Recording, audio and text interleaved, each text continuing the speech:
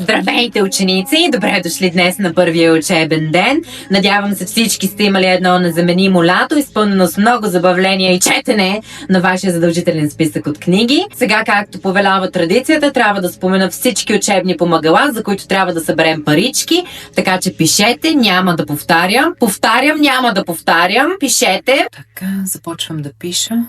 55 лева за учебник и 42 лева за учебна тетрадка, която едва ще използваме. 60 лева за комплект сборници. Тази година сме задължени от издателството да ги закупим.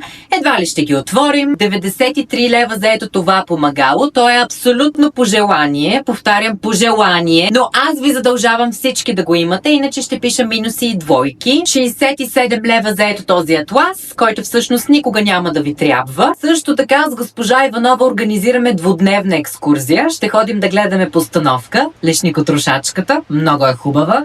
Който иска и за това да носи 110 лева. Госпожо, за кога да носим всичките тези пари? Така, не ме прекъсвайте, не съм приключила. Общо 3206 лева се падат за утре.